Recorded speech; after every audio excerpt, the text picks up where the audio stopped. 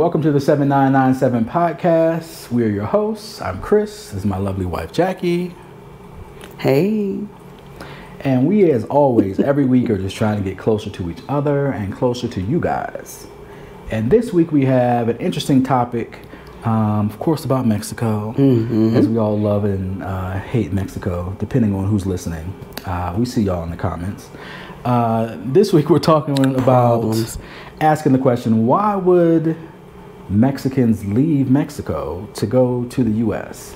I think that's a narrative that kind of we've all heard over the years. It's been true for a very long time. There's a lot of Mexicans, South Americans, Central Americans in general kind of coming across the border, looking for a better life in America. But we've kind of done the opposite, right? We've literally gone from America to Mexico. We've flown south. They've flown north. Exactly. So I think the question is, why would they leave this? All of this greatness that we have found and that we love. I know. And that we have kind of left America to come to. And I think maybe one of the first ways to look at it is financially, right? Monetarily. The money that you make in the U.S. tends to stretch a little further in Mexico. Right.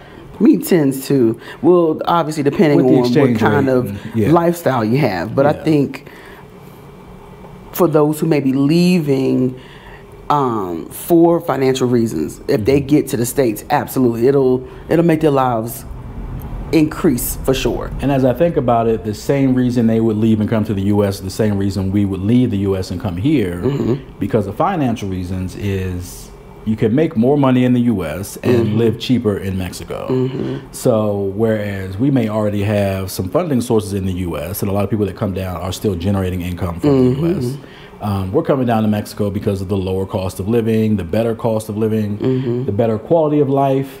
And we're using that to our advantage to say, hey, we got this American dollar. The exchange rate tends to be in our favor. So we come down here and we spend that American dollar a lot, and it stretches a lot further in Mexico. But basically, they're doing the same thing. Right? They're coming across the border, earning that U.S. dollar and sending it back home. Sending it back home. It was a couple weeks ago, we were driving through Centro, and there's literally like a line around the block from Banco Azteca. And we didn't know. We'd see this line every once in a while. We didn't really know. Huge line, why? And it's normally on the weekends or like early mornings, you know. The huge line of people like, what are they giving away for free in there? And it's Western Union. Yeah, it's basically their version of Western Union. There's family members sending money back home. And literally, I think, if I looked at the line, it was probably 99% women and children. So for sure, probably husbands, fathers going away, working in the U.S. and sending money back. Money back, yeah, good observation. So, I mean, that's a big part of it. And I think if we looked at it, we don't even really think about it as much. I think because we're already earning that U.S. dollar. And we look at them and like, why would you ever leave all this? And it's like, it's difficult for some who don't have all the resources to kind of bring their life up to another level. Like, not everybody has the education, not everybody has the opportunity. Depending on where you're living in Mexico, you could be on the richer spectrum or you could be in much, much poorer spectrum. So as always, as human beings, we're always trying to migrate to a place where we can have a better opportunity. Correct. So we get here and we feel like it's great and it's lovely, and we're living in a place of privilege to some extent, right? Where we have that amount of money. We're in a community that's a touristy community. Most people here have some amount of money. They're all living pretty well. There's definitely poorer areas of town for sure, but I mean, San Miguel as a city is doing pretty well, financially. So we don't see a lot of poverty. You'll definitely see some homeless people on the streets here and there, but it's not necessarily overrun. It doesn't feel like a big city with a lot of I've never seen a tent city here. No. And I've been back home recently. Like, you'll see tent cities, whether it's Charlotte or Baltimore, there, San Francisco, if I'm not mistaken, right? Oakland area, that you will find some places in the U.S. where literally blocks and blocks, streets and streets, and it's not even new. Skid Row, that's been around for decades. And that's you know what I mean? So I've never seen that here. I have never seen that here. Maybe what I would consider Mexico City for sure. Was it a tent city, or was it, I was about to say, I have seen like Mexico City dilapidated neighborhoods. You know what I'm saying? Like shanty towns, if you will. Yeah, it's probably a step above tents. Yeah. Shanties, lean-tos or just kind of improvised housing. Improvised house, rig, electric, and all that kind of stuff. So I've seen that. Yeah. But never just the I am homeless and this is my tent, like a literal tent. Yeah. And we are going to live on like public property, if you will, or even private, because a lot of times they get kicked off that space because it's private land or what have you. So I've never seen that in Mexico. But the crazy thing is people move just based off of my own experience and my own I guess my psychological research. We're going to move, and even historically speaking, you know what I mean? Even animals will migrate. Yeah. So we're looking for water. We're looking for something to eat. We are looking for safety, right? And we also want to make sure that our kids are safe. So it's not just about us, it's about the next generation too. Am I in an environment where we're going to thrive? Right. You know what I mean? People are just, I think, for a lack of a better statement, and one of my favorite statements is we're tired of surviving. We want to thrive. So there it is and there it was. So they move, look, everybody has a reason, so they go across the border because they want to thrive. And what's really scary is in some communities there are cartel situations. You know what I mean, where you've seen on the news recently, mayors and people who are running for mayor and, different political offices, they're just being gunned down and killed. And that's scary. You know what I mean? That's really, really scary. U.S. has issues, but I can't remember a time when I've actually seen that where someone is running, well, maybe in the 60s. You know what I mean? The 60s kind of era. And that's very creepy. You know what I'm saying? But they're moving forward because they're ready they want to thrive. And in some cases, they're trying to survive. And I think I kind of liken it to, there's obviously small towns and big towns. And even in the U.S., if you live in a small town, you may have had a Walmart move in and kill all the small businesses in your town. Or a highway. Remember how, like, even in Charlotte, it was Independence. All we saw, all those stores, like, it was just shells of stores. Remember? And we were like, what happened? Because that looked like it was a Shoney's. And for those that don't know what a Shoney's is, it used to be a buffet breakfast spot. Bomb. The little potatoes and the eggs. I don't know if I'd call Shoney's bomb. Anyway, we were more of a Bob's Big Boys fan. Well, I mean, they're like the same. But honestly, neither one of them were that good. But anyway, if you're a kid and it's a breakfast buffet, you're gonna go. But I remember that they were like, they built the highway. Route 66 died because of the superhighway. That's the thing. Like in Charlotte, Independence was the main strip throughout the town. But then they turned that main strip into a highway. So, like, it's so fast that no one's stopping. Nobody's stopping. So all those businesses along there just went away after a while. A lot of them did, So it's very much, I'm sure, the same thing here, where there are smaller communities where there isn't as much to do, there isn't as much work around. And if you want to go find work, you're going to have to go to a bigger city. You're going to have to go to Mexico City, you're going to Guadalajara, someplace. Or you're going to go across the border and make more money and send it back home. Where in your small town, that money will stretch a whole lot further. So even if you're in the U.S. just cleaning houses or working in a restaurant, that little bit of money there, once it comes back here, is a whole lot more. It's a whole lot, because they can make $15 an hour, easy, between 10 and 15, doing domestic or cooking. And then if they're really skilled, in other areas too, because they're excellent artists, right? Building homes and gardening, and I mean, just everything that you know to do, you can do it. You know what I mean, and make a good living. It's not just the how would you say it? It's more than just blue collar work. Or even brown collar work. I don't even know. Is that a thing? I'm not sure about brown collar work. Did I just make something up? Maybe. What are you qualifying as brown collar work? Is it basically the work that people of color? No, I'm thinking. I don't know. I'm thinking like, okay, like gardener. I'm thinking that's brown collar, like, or farm help. Like brown because of the dirt. Okay. Exactly, not because of the color of their skin.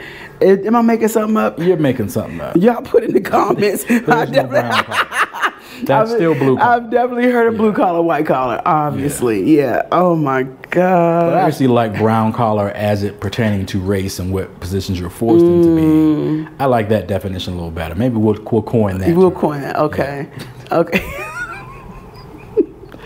But I mean, if you look at it from another perspective, I actually think there aren't as many Mexicans leaving anymore.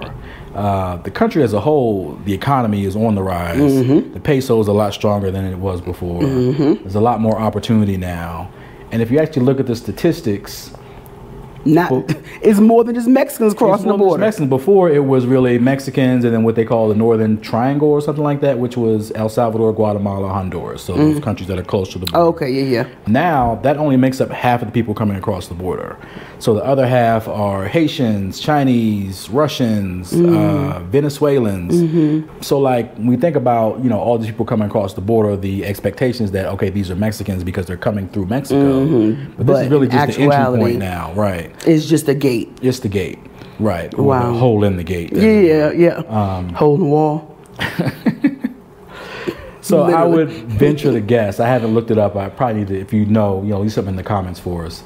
How many Mexicans are actually leaving the country now to come work in the U.S. versus what it was maybe 10 years ago? I would assume it's probably less people coming across the border from Mexico. And coming from places are, Russia and China, which are heavy communist countries, what do they call them? Sort of Big Brother kind of states where everything you do is being watched. Yeah. Everything is being sort of controlled for you. Yeah. So a lot of people are trying to get out of that situation, or even being persecuted by the government. They're trying to get out. Haiti's seeing some really scary rough things right now. Yeah. Between the poverty and the government and the gangs and even just consistently being hit over and over again with these natural disasters. Yeah.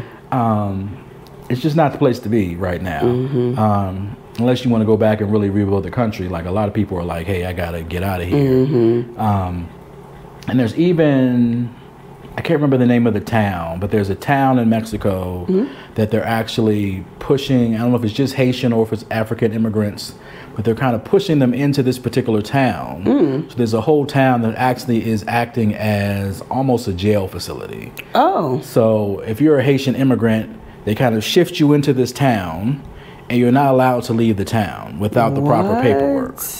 So even when we saw the Yarborough's video, when they were kind of going through an area, I think around Chiapas, and the bus would pull over every time we get stopped. And they came and targeted And they were looking for black people in particular because they were looking for Haitians coming across because there's just so many of them trying to get out of Haiti right now. So like, there's all these people that are trying to get out of bad situations, and America's always the one that's framed as the land of opportunity, American dream. Which is true and it's not true. Everybody has different access to the American dream. And, the way I think about it is, you pay a whole lot into this American dream, and you either get a big bet and it pays off, or you end up nothing. Yeah. So it's a tough way to go, but sometimes that's better than the situation you're in. Yeah. Like, if you look at Venezuela, like their currency is so devalued that people are actually making crafts out of the currency to sell the craft. That's crazy. Because like, a purse made out of bills is actually worth more than the bills themselves, which is nuts. That's crazy, y'all. That is crazy. Only thing I've ever seen that even comes close to that, and it isn't even close, is when you go to the amusement park and you put a penny in, and it goes through the machine, and you press it out, and it has where you are, like King's Dominions, like that. Yeah, I've never seen anything like that. Venezuela, what's going on, guys? Oh my gosh, the money really is worthless. Yeah. I mean, I'm sure it's worth something there. Yeah. But like, to go to another country and like get it, let me exchange some Venezuelan pesos or whatever for it. Yeah. You can keep that. Oh my gosh. Oh my gosh. So yeah, I mean, the narrative that we've heard over the years, over our lifetimes, I think is probably quickly shifting now. There's probably more, maybe just as much migration out of the country as it is into the country at this point. For various reasons. A lot of people don't like sort of either side of the political spectrum these days. Right. You know, people like, hey, I hate Trump and I don't really like Biden too much either, which I get it. And you feel like you're left with no choice at the end of the day. So for us, two hard choices or multiple hard choices. Right, and like you have to deal with, okay, I don't like this person, and then I got to deal with the consequences of this person. Like, whose consequences would I rather deal with? Yeah. Because right now, nobody's really doesn't seem like anybody's doing anything in anyone's favor. And depending on your perspective, one is worse than the other. Right. But, you know, I'm not happy about either one. Right. Trump to me is probably a little bit worse just because I don't care for him as a person. Yeah. Biden to me is innocuous and maybe useless in a lot of ways. Oh my gosh. I don't know. Just like, don't feel like there's a lot happening. But at the end of the day, we have our own opinions. Go ahead. That's a whole nother thing. Yeah. So, you know, I wish there was a third or fourth option at the end of the day. Say it. A good third or fourth option. Just a good one. Yeah. Yeah. Or absolutely. at least somebody with different pros and cons in the two guys. Right. I don't know. Give me another choice. Because for me, it's with them. I think they're both too old, and has nothing to do with age. Because I know that there are older people who can run a show. You know what I mean? You know, talk to your Grandma Ruby. Oh, come on now, we sharp as a tack. So it's not about age; it's about their aging process. It's them. It's not their age. It's them with their age. You understand what I'm saying? Okay. Like there's a total difference. If they were sharp and on it, and you know, moving and grooving and shaking and baking, these jokers are moving and shaking. And no, they're not. No, I'm not gonna say that. But they're not. Well, the shaking is a different kind. So help me, Lord. I didn't mean. So before we go too far down this political spectrum, which is not even what we're supposed to talk about, but it does play into the fact that there are reasons why people are leaving the places coming this way, and going the other way, going across the water too. Depending on where you are, that you may not like your government. There are a lot of people who are leaving America, who are going to Portugal, who are going to Africa, who are coming to Latin America. And to the islands or what have you, Mexico, because of like the situation it's normally just a political situation, because these are the people who have means, right, to not only survive but to thrive. They have the means. They're just like, nah, I'm out. I'm out. I'm gonna give something else a try. Yeah. And if you want to give something else a try, before we get out of here today, we're going to give you a quick, small commercial for a virtual summit that's happening soon called the Redefining Life Abroad. So if you don't like where you are and you want to go someplace else, this is a tool to help you get there. We're going to leave a link in the description. That is an affiliate link, so we do get a little bit of money off of it if you decide that you want to attend the summit. Oh, won't he do it? So being fully transparent in that, this is something that we know has helped ourselves. Having more information is always key in helping you move abroad. So if the situation you're in right now is not where you want to be, check out that virtual summit. We'll show a quick little commercial after we kind of sign off here. And it's real information from real people. Who have made the transition, who literally are here, who are not just talking about it, but have lived it, fought through it, and are still fighting through it. And they're gonna say they're gonna tell you the good, bad, and ugly. That's it. They're not gonna sugarcoat it. That's it. So make sure y'all listen to that. So as always, we're Chris and Jackie. This is 7997 Podcast. Cuídate. Arias Garce. Take care and take a chance. Public service announcement. I'm Jackie. And I'm Chris from the 7997 Podcast, live from San Miguel de Allende, Mexico. And we are excited to partner with the Redefining Life Abroad Virtual Summit. In just a few short weeks, August 10th and 11th, we are going to learn about handling our finances while living abroad. And really the reason why you want to be there is because you're going to gain insights into working remotely and even starting your own business. We have expert speakers on all these different topics about finances and family that can help you better live your life abroad. There are families, there are married couples, folks with children. Just come and learn what they've experienced, the good, the bad, the ugly. Even for ourselves, we had to make all kinds of adjustments with new financial obligations, working remotely, while having family and friends and important matters back home. So don't miss out. So make sure you go to the website on the screen to check out all the information about the Redefining Life Abroad Virtual Summit. August 10th and the 11th. Be there or be square. You see the website on your screen. Go there and go ahead and sign up. You will not be sorry. This is the 7997 Podcast, your home for raw and honest conversation, featuring Chris and Jackie, with new episodes every Sunday, wherever you get your podcasts.